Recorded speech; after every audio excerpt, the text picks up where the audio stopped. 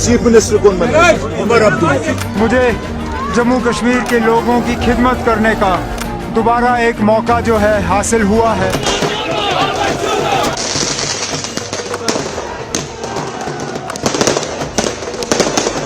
These are not deadly explosives. They are firecrackers lit in Jammu and Kashmir by supporters of parties that won the election.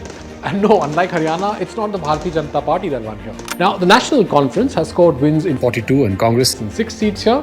This takes the alliance total to 47, which is past the majority mark, in what is the first election in the region in 10 long years. But in this video, I will tell you 3 reasons why, despite losing Jammu and Kashmir, the BJP may have succeeded in scoring a big win for Indian electoral politics overall. I'm Manish Adhikary and you're watching First Things Fast. इस चीज से कोई इनकार नहीं कर सकता कि जम्मू कश्मीर के लोगों ने अगर एक तंजीम को पसंद किया है वो नेशनल कॉन्फ्रेंस को, और जो थोड़ी बहुत कमी रह गई थी वो हमारे अलायंस के पार्टनरों ने पूरी की। Jammu and Kashmir's history of elections is riddled with allegations of rigging and manipulation. The first notable instance occurred in 1951 when Sheikh Abdullah's National Conference won all 75 seats in the Constituent Assembly with no opposition.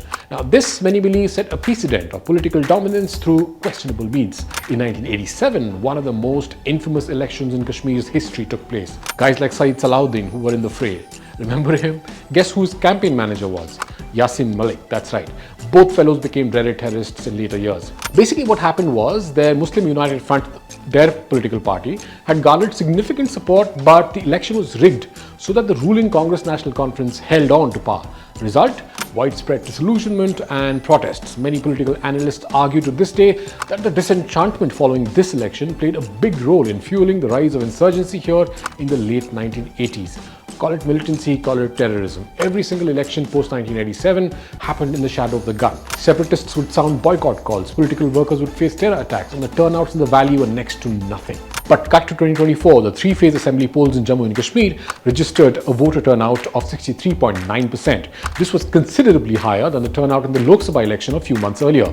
And in the valley, voter participation peaked in Kashmir districts at 67.7% in Bandipur, although the Srinagar turnout remained low at 30%. The involvement of independents backed by the banned Jamaat-e-Islami and the engineer Rashid-led Awami Ittihad Party amped up voter turnout in Baramulla as well. No repolls anywhere, no major law and order incidents this time. In 2014, 170 such incidents were reported. Naya Kashmir, anyone?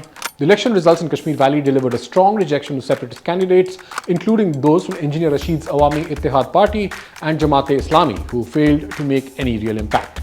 The NC swept the Kashmir Valley, warding off the challenge posed by independents, backed by engineer Rashid and Jamaat-e-Islami. A few hours after the election results came out, National Conference Chief Farooq Abdullah said his son Omar will be the Chief Minister of Jammu and Kashmir. Yes, Chief Minister कौन बने? Omar Abdullah. Full term or there will be some power show? No, there will be full term. Once the government is formed, the government will itself decide and tell you what their priorities are. Yes, the BJP had pushed hard to make a mark, especially after the abrogation of Article 370.